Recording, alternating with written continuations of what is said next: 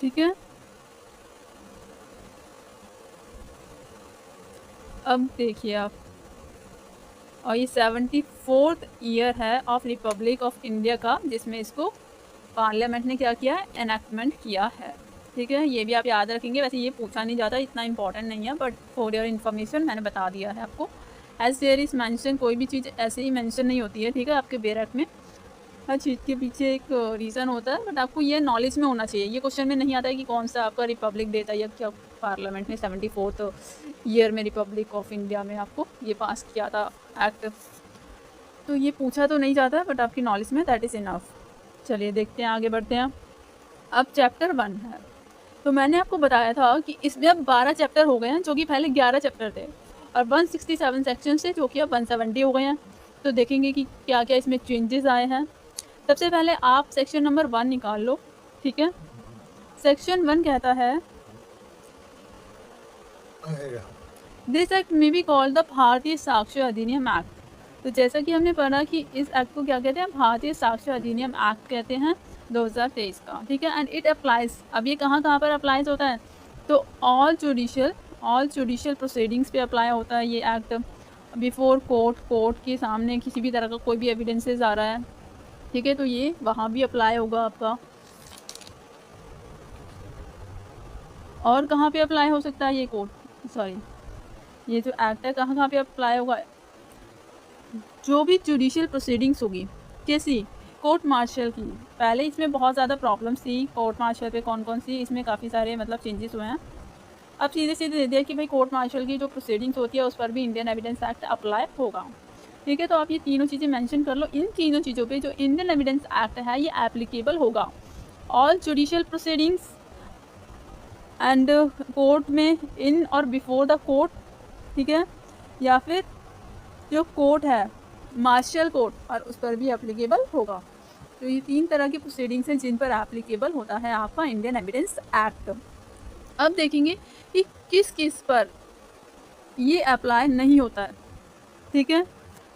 तो पहले भी था कि it does not apply on the arbitrator proceedings. अगर बिफोर आर्बिट्रेटर के किसी भी तरह की कोई भी प्रोसीडिंग्स हो रही है, तो आपको भी पता है आर्बिट्रेशन कंसिलिएशन एक्ट 1996 है, तो उसके अकॉर्डिंग उसकी प्रोसीडिंग्स होती है, और उसमें सारे रूल्स रेगुलेशंस जो भी दिए हैं उसके अकॉर्डिंग चलेगा प्रोसेस, ठीक है। इसमें तो आप, और जो भी एफिडेविट्स होते हैं, तो एफिडेविट पर ये अप्लाई नहीं होता है। तो मैंने आपको बताया कि ये जो एक्ट है किस किस पर एप्लीकेबल होता है, जुडिशियल प्रोसीडिंग्स पे एप्लीकेबल होता है, कोर्ट के सामने कोई भी प्रोसीडिंग होती है तो वहाँ एप्लीकेबल होता है, कोर्ट मार्शल की प्रोसीडिंग होती है तो ये वहाँ भी एप्लीकेबल होता है। बट कहाँ कहाँ ये एप्लीकेबल नहीं होता है, तो ये एफिडेविट पर एप्लीकेबल नहीं होता है, ठीक है। और ये कहाँ एप्लीकेबल नहीं होता है, आर्बिट्रेशन प्रोसीडिंग्स पर। तो रीज़न मैंने आपको बता दिया आर्बिट्रेशन प्रोसीडिंग्स पे क्यों एप्लीकेबल नहीं होता है। और एफिडेविट पर आप किसी भी तरह की कोई भी स्टेटमेंट लेकर आ रहे हैं, तो वो एफिडेविट अपने आप में सफिशिएंट होता है उस, ठीक है, उस पर मतलब ये एविडेंस एक्ट अप्लाई नहीं होगा, ठीक है। अगर आप एफिडेविट पे कुछ भी किसी भी तरह का झूठ बोल रहे हैं, तो उसके लिए आईपीसी में, जो पहले आईपीसी था अब वो भारतीय न्याय संहिता हो गया है, तो उसमें आपको पनिशमेंट दी जाएगी। तो इसलिए उस पर एविडेंस एक्ट अप्लाई नहीं होता है जनरली, ठीक है। But there are some exceptions where, जहाँ पर इंडियन एविडेंस एक्ट एफिडेविट पर भी एप्लीकेबल होता है। कुछ तो एक्सेप्शंस होती ही है, आगे बढ़ेंगे हम उसके बारे में, ठीक है।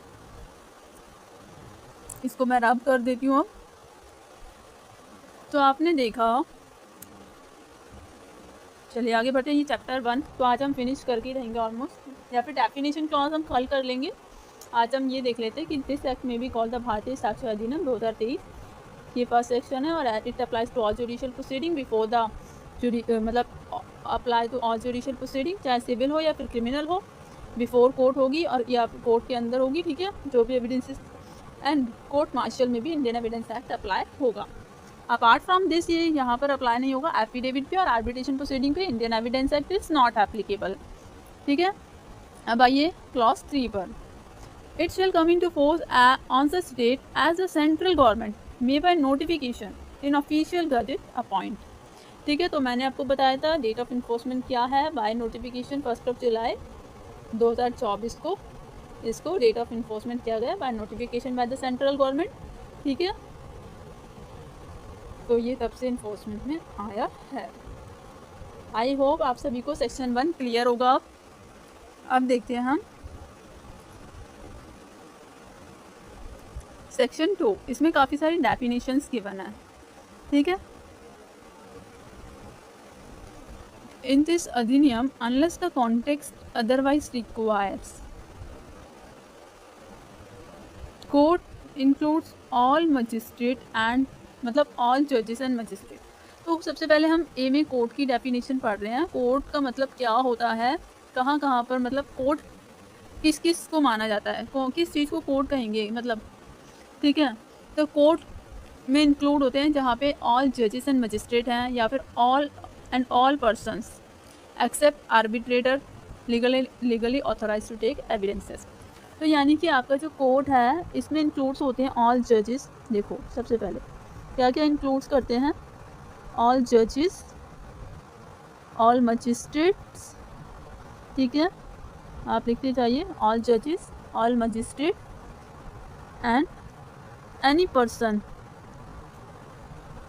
who is legally authorized to take evidences, who is legally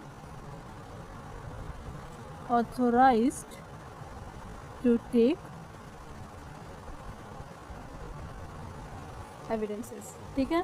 तो all magistrate, all judges, ठीक है, all सॉरी, ठीक है। तो देखिए ऑल जजेस, all magistrate, any person who is legally authorised to take evidences, है ना। एविडेंस लेने के लिए भी, जैसे कि मैं भी, मतलब जब मैं कोर्ट जाती हूँ, कोर्ट प्रोसीडिंग्स देखती हूँ, वहाँ पे मुझे कई बार जज ने अपॉइंट किया है as a local commissioner for the recording of the evidences. तो वहाँ पर मतलब मैं एक एडवोकेट हूँ, एक एडवोकेट को भी एज अ कमिश्नर अपॉइंट कर सकते हैं for the purpose of recording of evidences, ठीक है। और अब मुझे एज अ तो इस मतलब डेफिनेशन में एज अ कोर्ट डील किया जाएगा, ठीक है, कि एनी पर्सन, मुझे भी ऑथोराइज किया था ना कोर्ट ने एविडेंसेस लेने के लिए, तो यहाँ पर ये भी कोर्ट की डेफिनेशन में इंक्लूड होता है, ठीक है। अब देखेंगे कि कोर्ट किस चीज़ को नहीं कहा जाता है, किस किस को कोर्ट नहीं कहा जाता, ठीक है। मैं इसको रब कर देती हूँ। आई होप आपने नोट डाउन कर लिया होगा, आपके लिए इजी होगा अगर आप नोट डाउन कर लेंगे तो। अब कोर्ट इंक्लूड्स करता है, मैंने आपको बताया, जजेस को, मजिस्ट्रेट को and any person who is legally authorise to take evidences. इनको क्या करता है, इसको कोर्ट माना जाता है, ठीक है। लेकिन कोर्ट किसको माना नहीं जाता, तो इट नॉट अप्लाई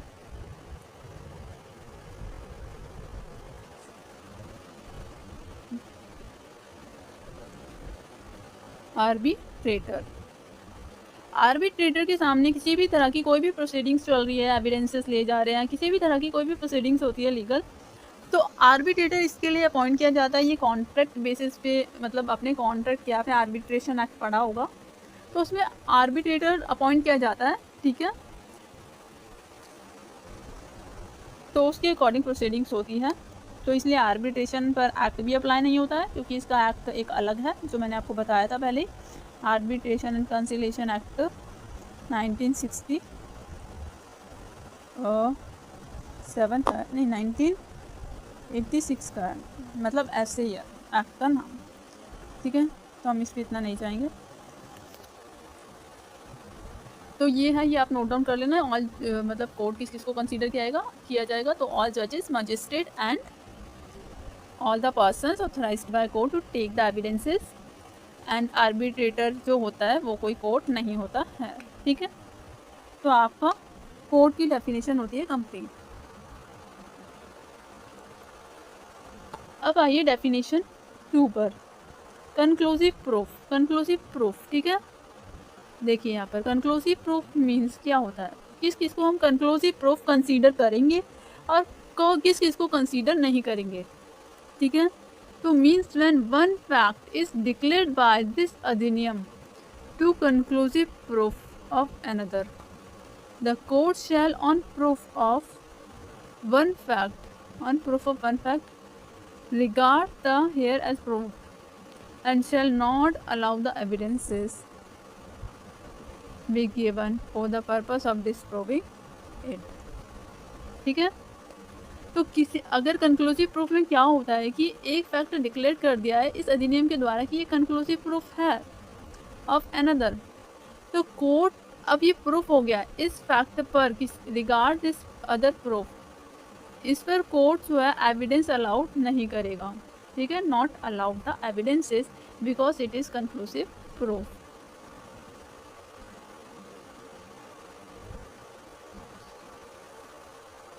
क्योंकि उसमें क्या होता है पहले से ही वन फैक्ट प्रूफ हो चुका है, दूसरा फैक्ट आ जाता है रेलेवेंट, तो ये हो जाते हैं 1 और 1 प्लस प्लस 2 प्लस हो गए, 2 एविडेंसेस उसके, मतलब एक स्टेटमेंट पहले से था एक और उसके फेवर में आ गया, अब ये हो गए कंक्लूसिव प्रूफ। अब इसको मतलब कंक्लूसिव प्रूफ को डिसअलाउ करने के लिए किसी भी तरह का कोई एविडेंस नहीं दिया जाएगा। ठीक है, क्योंकि यह है एक कंक्लूसिव प्रूफ। तो यही बोला है डेफिनेशन भी, अगर आप ध्यान से देखेंगे तो इसमें बोला है कि means when one fact is declared by this अधिनियम तो भी कंक्लूसिव प्रूफ ऑफ अनदर। जैसे कि आपने देखा होगा पहले जो इंडियन एविडेंस एक्ट था उसमें 3 सेक्शंस ऐसे थे जो कंक्लूसिव प्रूफ की बात करते थे, सेक्शन 41, सेक्शन 112 और 113। तो अगर मैं 112 की बात करूँ तो इसमें ये था कि बच्चा अगर विद इन 280 डेज में हुआ है मैरिज के तो we conclude it is the conclusive proof कि शादी हो चुकी है, ये एक फैक्ट है, और बच्चा 280 डेज में हो रहा है तो it mean this is a legitimate बच्चा और ये इन्हीं पेरेंट्स का है। ठीक है, ऐसा प्रेज्यूम किया जाएगा, it shall be the conclusive proof unless and until ये प्रूफ मतलब हस्बैंड ये कर दे कि भाई मैं तो वहाँ था, कहाँ पर मैं तो आर्मी में था, मेरा एक्सेस ही नहीं था, मेरा जैसे ही आज शादी हुआ मेरे को कॉल आया और मुझे जाना पड़ा बॉर्डर पर सिक्योर, है ना, तो मैं तो निकल गया, ऐसा कुछ तो हुआ ही नहीं था, तो बच्चा कहाँ से हो गया। तो इसीलिए अगर 280 डेज़ में बच्चा होता है तो हम तो कंसीडर करेंगे बच्चा इसी का है। बट अगर हस्बैंड प्रूफ कर दे कि उसका वाइफ के पास किसी भी तरह का कोई भी एक्सेस नहीं था और वो निकल गया था, उसके साथ ऐसा कुछ नहीं हुआ था, अगर प्रूफ कर देता है तभी मान सकते हैं, वरना हम प्रेज्यूम करके बैठे हैं कि बच्चा उसी का है। ठीक है, क्योंकि उसकी शादी हो चुकी है, 280 डेज़ में बच्चा हो गया है, तो now it shall be presume that बच्चा उसी कपल का है। अगर हस्बैंड ने प्रूफ कर दिया मेरा किसी भी तरह का कोई भी एक्सेस नहीं था, मैं शादी होने के बाद ही मतलब निकल गया था आर्मी फोर्स में या फिर बॉर्डर पर जहाँ भी वो मतलब उसकी सर्विसेज थी, कॉल आया था ऐसे ऐसे, तो फिर ऐसा कुछ हुआ ही नहीं था, उसके बाद मिला ही नहीं हूँ मैं, 280 डेज़ हो गया, बच्चा कैसा किसका है आई डोंट नो। तो इस तरीके से, तो आई होप आपको थोड़ा बहुत समझ आ रहा होगा। प्लीज़ अगर आपको समझ आ रहा है तो लाइक एंड सब्सक्राइब कर देना। ठीक है, मैं अगली वीडियो में आपको और भी अच्छे से बताऊंगी इसके बारे में। ठीक है, so thank you so much. बड़ों को नमस्ते, छोटों को प्यार, छोटी सी ज़िंदगी एंजॉय करा। Till then good night, bye bye, take care.